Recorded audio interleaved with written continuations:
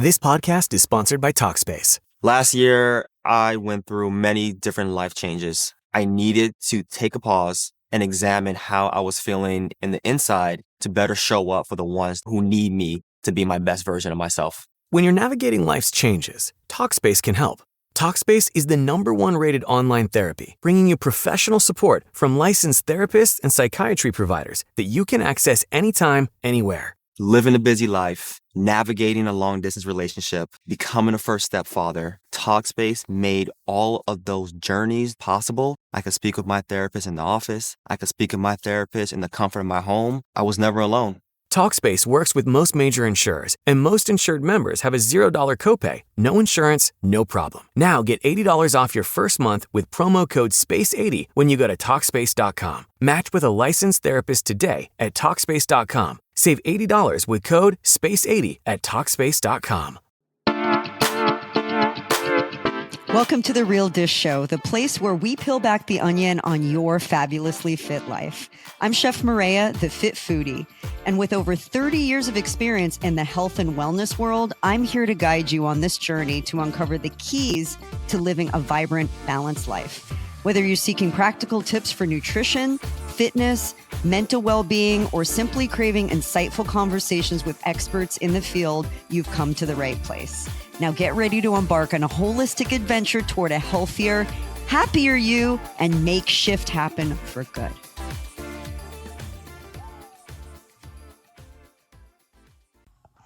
If you've ever dreamt of eating your way around the world, but without the jet lag, lost luggage, or questionable airplane food, today's episode is your passport.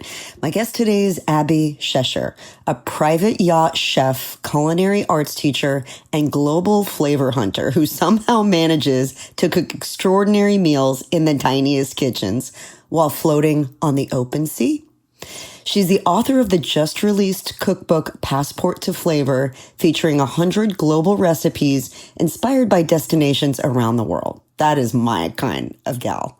From barbecue short rib vermicelli in Ha Long Bay, Vietnam, to Calypso Cracked Lobster in the Bahamas, beef Bulgogi in Seoul, Schnitzel Sliders in Germany, and even Lomi Lomi Salmon on the Napali coast of Hawaii. And this isn't just a pretty cookbook for your coffee table.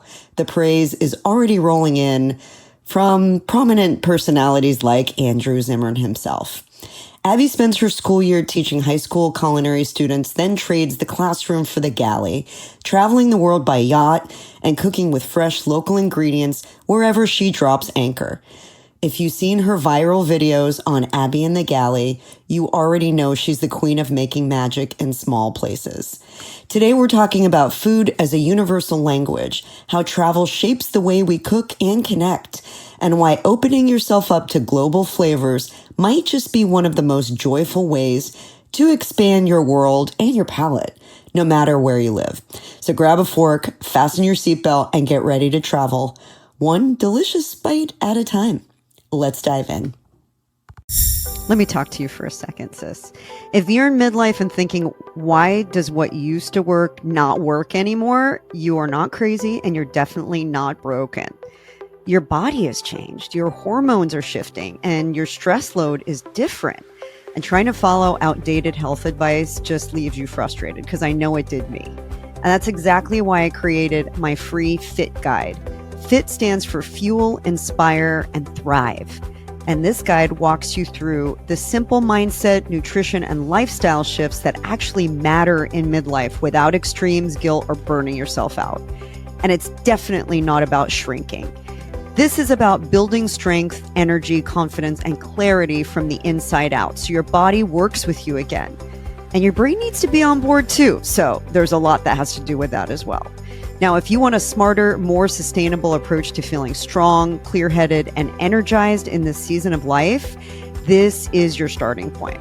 You can download the free FIT guide right now at chefmareya.com. That's chef, CHEF, MAREYA.com. It's simple, it's practical, and it meets you exactly where you are. All right, Abby, welcome to The Real Dish. Thank you so much for having me. Yeah, I'm excited to chat with you. I think it's fascinating what you do. And I want to kind of like dig back into how you got started in the culinary world and if cooking on boats was in the cards, if it was part of the original plan or if it was just something that kind of came about because you're Abby in the galley.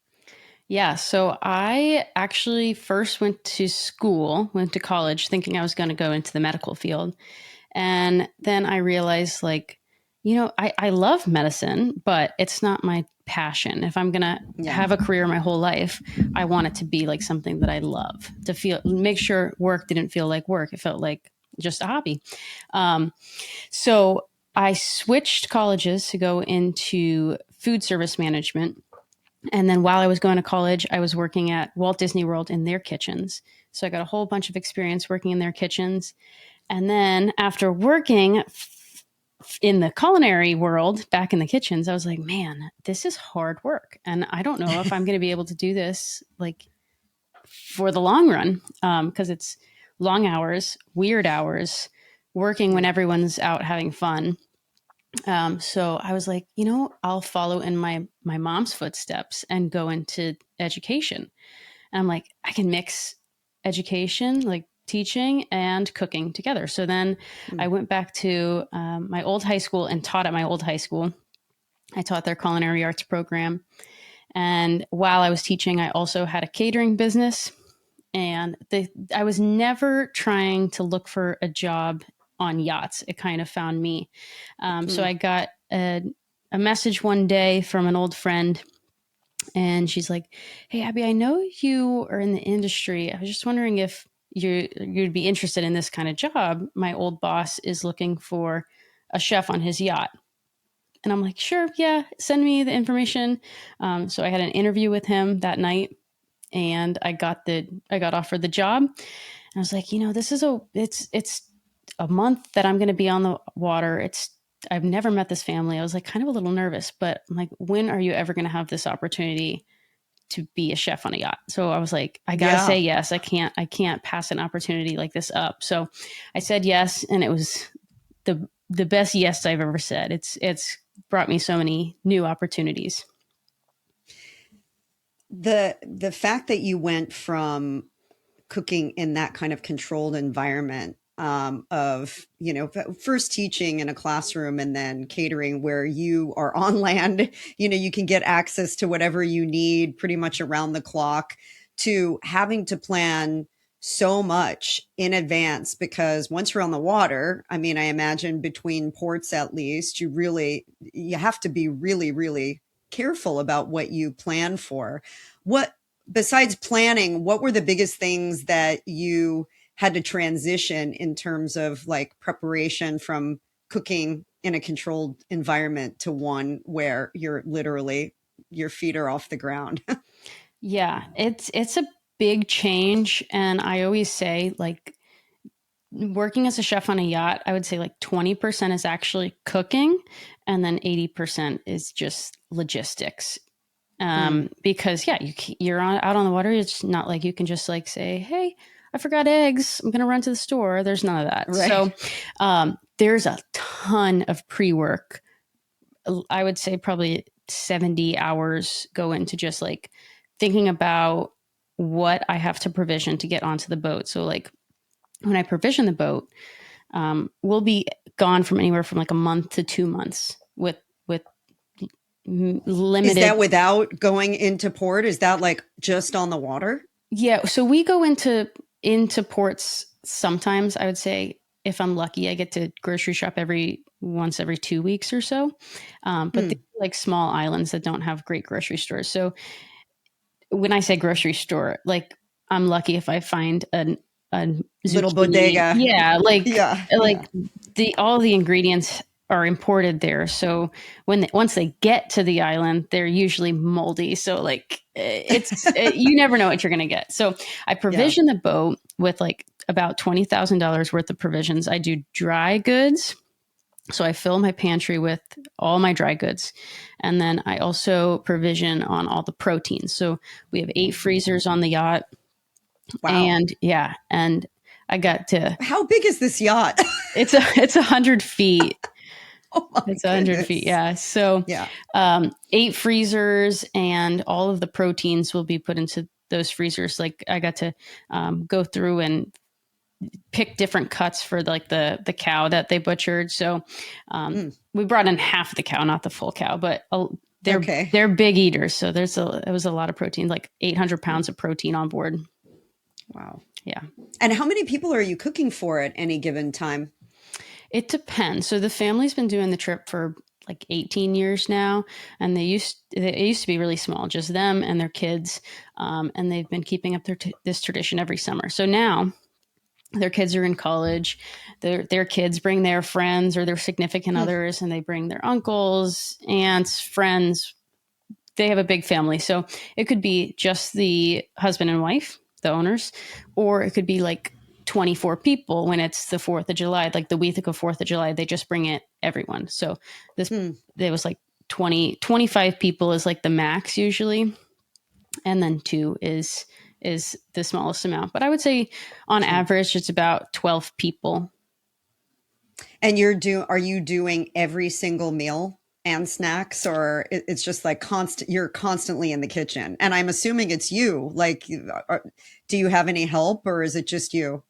So it's just me. There is a captain, a stew, and a first mate. The stew sometimes helps me out with like dishes if it's, the week of 24 people, and my hands are full. But yeah, it's just me doing all the food. I am constantly in the galley, and in my cookbook, like when we go to that country, since it's an international cookbook, we go to the country and we cook like what it would be like if I was on the yacht cooking. So it's breakfast, lunch, cocktail hour, which is a cocktail and an appetizer, and then dinner, which is a soup or a salad, a main dish, and a dessert. And that's every day. Do you get time to be just kind of doing your own thing, or is it truly like around the clock? I know from working in kitchens how much preparation goes into each and every meal. And when people are hearing us, it's not just like an 8-hour shift. We're talking about 14 to 16 hours. I would imagine you're probably on the clock. Do you ever get just downtime? When I do have downtime, I use it to nap. There's usually I have like wake up at 6:30, and then it can go all the way until like 10 at night. And usually like right after I'm done with breakfast and lunch prep, I'll take a nap, and then I'll be back in working condition to get ready for dinner. But yeah, sometimes I'll try to jump in the water, but it's rare that I have just like enough time to go swim and to just be, yeah.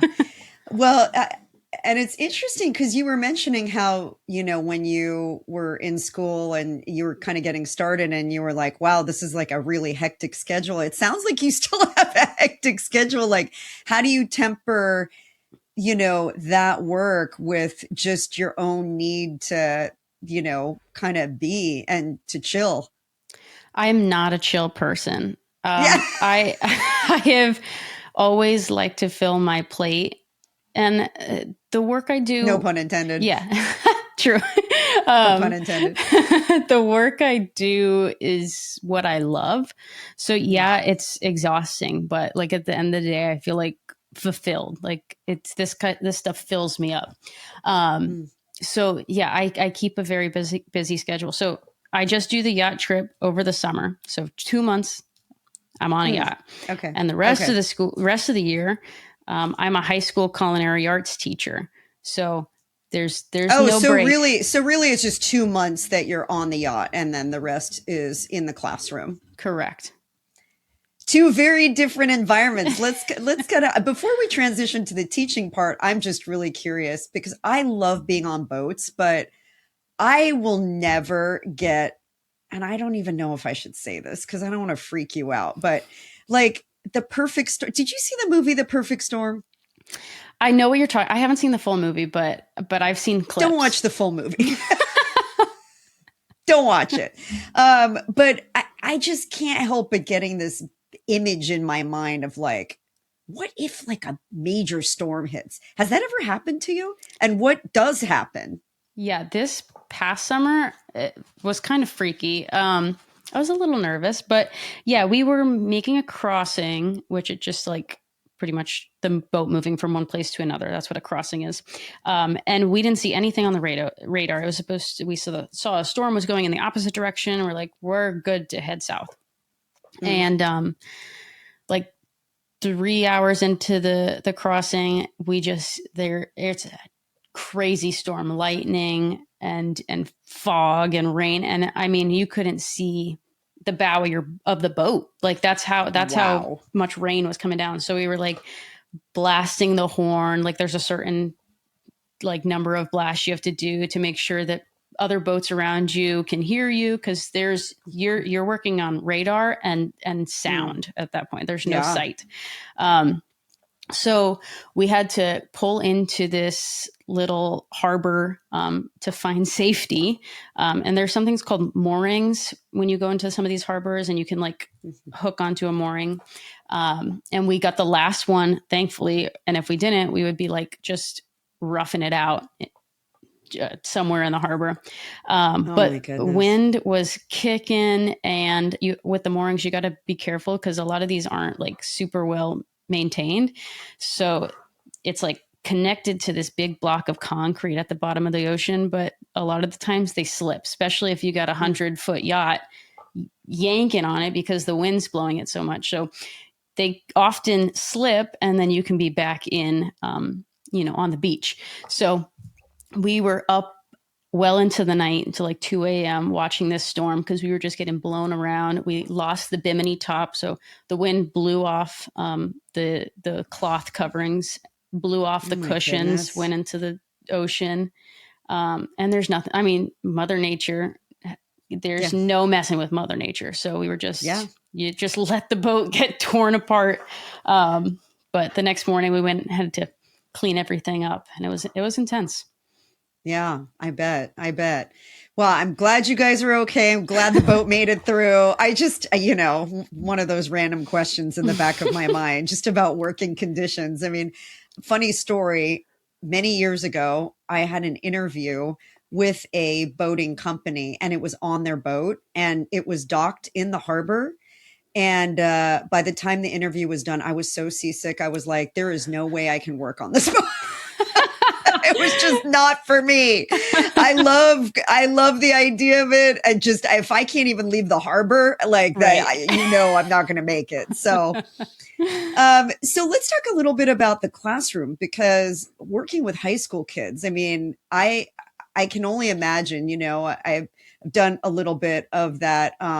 But having that be, kind of your mainstay, what is it like to introduce culinary to high school kids? Are they into it? Are they just there because they have to be? Like, is this something that they enjoy? I'm curious what kids today are feeling about cooking. Yeah, you get a mix of both. Some of the kids are just like, I'm stuck in here. It's just an elective. But food is a great motivator. So even the ones that like don't want to be there, we're cooking food and they're going to come back and cook for some brownies or whatever. So even when it's kids that don't want to be there, they still enjoy the class. But some of the kids are like totally in it, and like they know that they want to be a chef. And it's cool that, I've been in the industry. I know what it's like, and we get to do like catering events together. And they kind of learn hands-on and can take that with them to wherever they go. So it's cool. Like, I have a lot of students that will reach back out and say like, hey chef, I got a new position as a sous chef at this restaurant. And it's really nice and rewarding that, I can pass on some of my knowledge onto the younger generation. Yeah. That's awesome. What are some of your favorite? Let's talk about your book. You have a new book coming out in January. Yes. So exciting. Let's talk about your book. What's your book called? It's called Passport to Flavor. I love that. I love it. I'm such a travel nut. So for me, the idea of being able to, especially if you can't leave, kind of to be that armchair, traveler, to be able to visit the world on your plate. Let's talk a little bit about some of the places that people can expect to visit in your book. Yeah. So we kind of go around the world. We start in the Bahamas, then go up the east coast of the US. We go to Charleston and then into Canada, then across the pond into Europe, into Asia, and then around to Hawaii and finish in Mexico. So we truly go like around the world. Around the world. Yeah. That's fun. And we pull into these. So the thing is that like we're on the yacht together and we're pulling into these ports and then cooking that regional cuisine of that port city. So yeah, it's quite a international culinary adventure.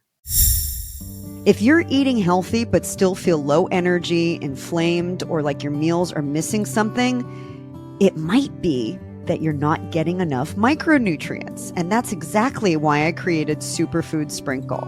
It's my all-in-one flavor and health-forward seasoning made with real functional ingredients like the amazing black cumin, turmeric, sesame seeds, brain-healthy mushrooms, kelp, nutritional yeast, and so much more. It isn't fairy dust, and it's not a supplement that you forgot to take. It's the easiest way to upgrade whatever you're already eating. Eggs, veggies, bowls, avocado toast, and even popcorn. Sprinkle it on, and suddenly your food works for you. More flavor, more nutrients, and less effort. Because eating well shouldn't feel complicated, it should feel empowering. Now, if you head to chefmaria.com and use the code REALDISH, you'll get a special listener bonus. It's a sprinkle and a big shift. Now, what are you waiting for? Get some sprinkle in your life.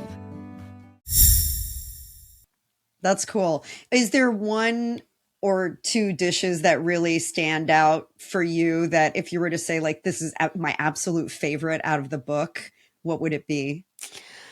I love Asian cuisine.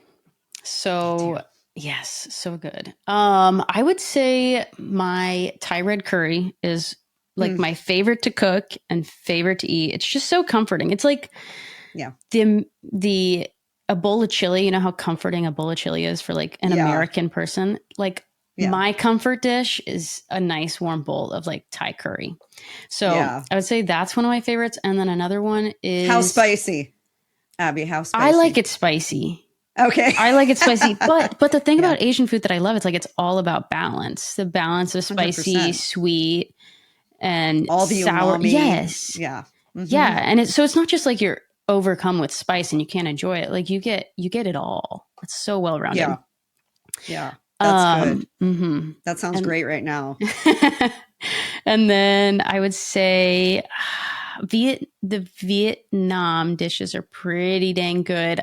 I've got like a barbecued short rib vermicelli dish, and then also the crunchy chicken salad from Vietnam. Very good. It's got fish sauce in it. So I was just going to say it has to have fish sauce in it, right? Yeah. And that like a lot fun. Of people are like, fish sauce, ew. And then I always bring it back to like, well, think about like Caesar salad and you're putting anchovies in it. Like it's not fishy. It's just like rounding out the flavor. Or like maybe your Italian grandmother, when she'd make a pasta sauce on the stove, she put a little anchovies in it. And totally. It just balanced. I'm a big fan. I put anchovies in so many things. Yeah. And most of the time people can't detect it. It's just really like a layer that's meaty, umami, like very, it's like you can't really detect the fish because there are other things going on in there. Just like you said, other flavors that balance it out. So I'm sure it's a fun thing for people to be able to try. And if you don't eat fish sauce, there are substitutes for it. So what about, let's talk about cocktail hour. I'm so curious about like what happens on a yacht for cocktail hour. Are we doing, let's kind of dive into what that looks like. Well, thankfully, the family that I work for are not like crazy partiers. Let's stay up into the night.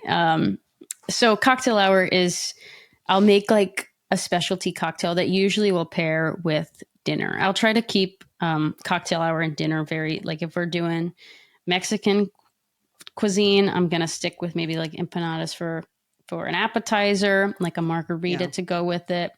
And then for dinner, I don't know, something else that goes along with that. But staying in the theme. Yeah, staying in the theme. So cocktail hour starts at like 5:00, and they'll usually have it out on the bow. And that is the perfect time for me to be in the galley preparing dinner. So usually around like 6:30, I'll have the table on the back all set, ready to go. And that way they just make an easy transition from the bow of the boat. They go to the back of the boat, and boom, dinner's on the table. It's like magic. Yeah. It's like, go sit over there while I get this done. Right. I mean, and going back to that, I mean, there's a big difference between cooking for the immediate family and then cooking for 24 people. I mean, if you're doing cocktails for 24, are you batching cocktails? Like, what do you do to make just kind of like that transition between more of an intimate setting versus the larger extended family and group? Yeah. So when it's a small group, usually like less than 7, I think 7's like the number where I'm like, I'm going to do plated dinners for 7. Anything past that, I'm like, we're doing family style, and they enjoy family style. Yeah. So yeah, 7 or less guests, I'll do plated dinner service. And then anything more than that, it'll be all on platters, family style. And as far as cocktails go, I'll make them to order when it's less than 7. Anything more than that, I'll do. They've got like pitchers, and then I'll usually call on the stew to help out with service. Mm-hmm. Yeah, fun, and they get to drink and eat too, right? Yes. Oh yeah. I'm curious about mocktails. Does anybody request mocktails? Yeah.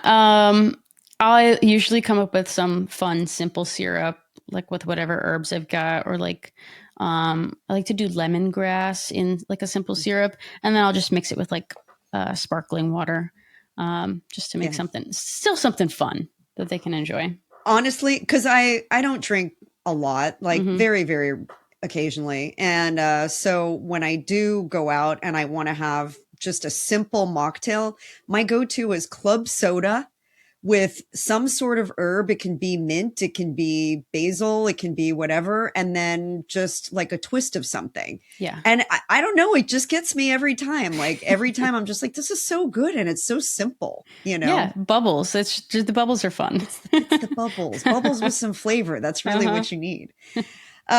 So let's talk about dessert. Let's seal the deal here with a nice dessert. What do you have that maybe, let me just put a twist on it. Somebody that doesn't eat a lot of sugar, maybe wants to go a little lighter on dessert. Do you have anything that kind of like still gives you that taste of something that, feels like closure to the meal, but not overwhelmingly sweet or decadent?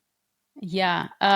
In the cookbook, everyone's like, is this a healthy cookbook? I'm like, no, it's not a healthy cookbook. Like we are on a yacht. We are going to go crazy with it. But, usually when I want to do something light, I'll just stick with fruit. And have you ever heard the Ninja Creamy? Do you know what a Ninja Creamy is? Oh yeah, I have one. Yes. Okay. So just like an ice cream maker, so you can put whatever in there. And I brought it on the boat, and I have a guest that is not a sugar fanatic, doesn't want sugar. Like, I guess, added sugar. So what I'll do is I'll just take some pineapple or bananas or mango, throw it in the Ninja Creamy. And you still get to end the meal with something. Yeah. End the meal with something sweet, but not crazy decadent with sugar and butter. Yeah, the creamy is a kind of a really cool thing. I mean, you can basically, and you can even add like a base with coconut milk, so you can still get that like kind of ice cream feel, but without dairy if people are dairy free. So yeah, that's a fun thing to play with and to have on board for sure. Okay, let's go the opposite way. What do you do when it's just like all out, indulgent, just I'm here to impress everybody that's on board? What do you make? Yeah. Usually when we have a lot of guests, I get the freedom to go crazy. For breakfast, I think one of the most one of the favorites is shakshuka. Oh, you're speaking my language now. I'm Middle Eastern, so come on with the shakshuka. Yeah, I think it's beautiful. First of all, you get to serve it in its preparation dish, and it's comforting and it's actually pretty healthy. It's honestly. super healthy. I mean, you've got all the vegetables. It's cooked in a beautiful tomato-based sauce with peppers and all your herbs, onions, garlic. And then you've got it's simple, nice bread with it, I'm sure, Yeah, I bring my sourdough starter with me.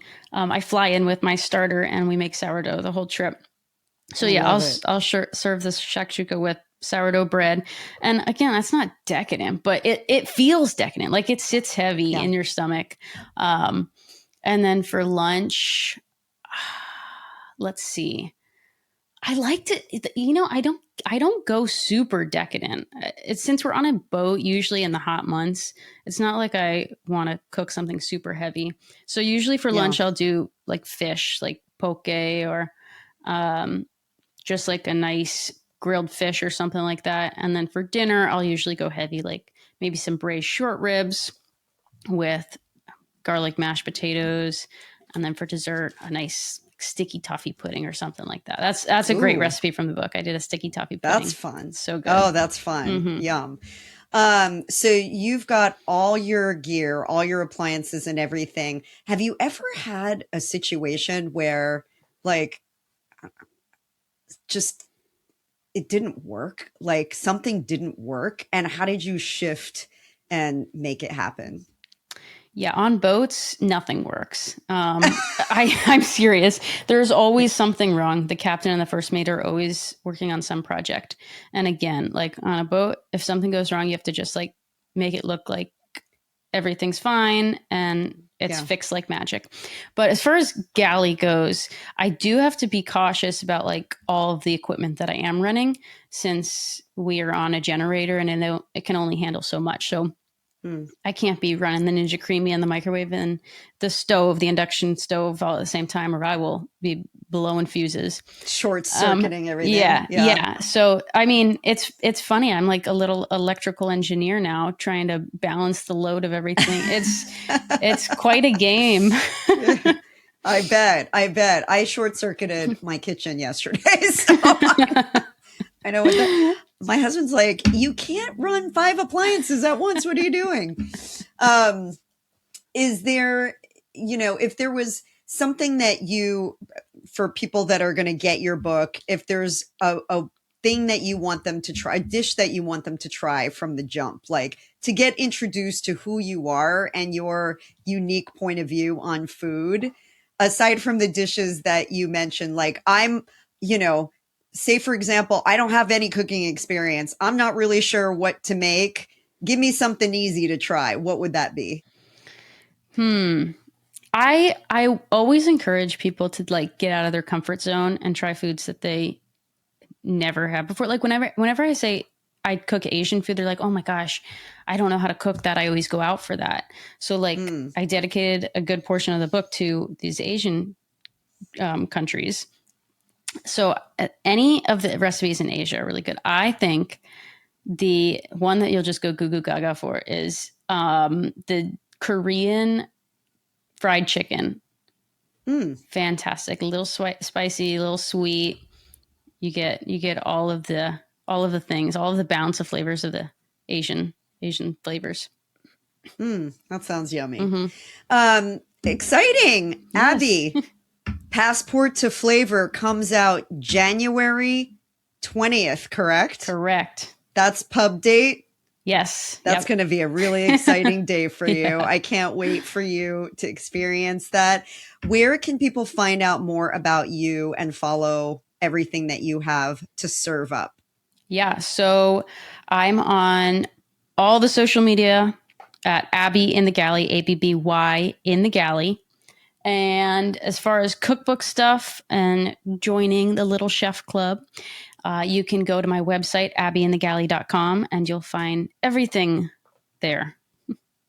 So for people who are not actually in your class, you offer do you offer tutorials or do you offer lessons? How does that work?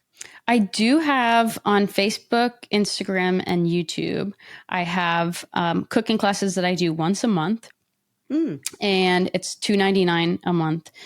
So we cook together on live. So I'll send out the recipe a week ahead of time so you can gather up the ingredients, and then we'll cook together live through whatever platform you're on. Like, for example, in a week from now, I just sent out the recipe for December's cooking class. I'm making, we're going to do homemade marshmallows and homemade graham crackers, and we're going to make s'mores. Fun. Yeah. So making marshmallows from scratch is always, I'm always like, whoa, that's so cool. I didn't know that could happen. Yeah. I know. It's a pretty simple thing, but people are always like, wow, you can make that from scratch? Really? Right. Yeah, that's fun. That's really fun. Well, it's been so great to have you on. I'm excited to get my hands on your book too and travel the world and experience all the ports of call that you've been to. So thank you for being here and for sharing your journey. Thank you so much for having me. This podcast is for informational purposes only and should not be considered legal health advice.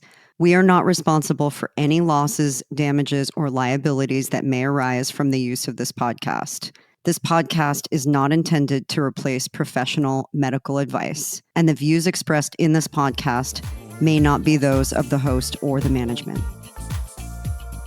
Hey, it's Chef Maria, and thank you so much for tuning into The Real Dish. It means a lot to me that you're here. I hope today's episode has inspired you to take some proactive steps towards a healthier and happier you. Because just remember, bite-sized changes can lead to big transformations. But before you go, would you do me a big favor? If you found value in this episode, would you share it with 2 of your closest friends and hit the subscribe button so you never miss an episode? And if you really want to make this girl's day, would you leave a 5-star review? I do hear an angel gets its wings every time you do that. But really, this helps us spread the message of real-life wellness to even more listeners. And everybody could use a healthy portion of that, right? Now, until next time, remember, you are the chef of your own kitchen. So feed your life well, make good decisions, prioritize your well-being, and remember, you need to take care of you because we only get one of you and you are a gift to everyone around you. So until next week, this is Chef Maria signing off. And just remember, we're here to cook up a good time every single week. We'll see you soon.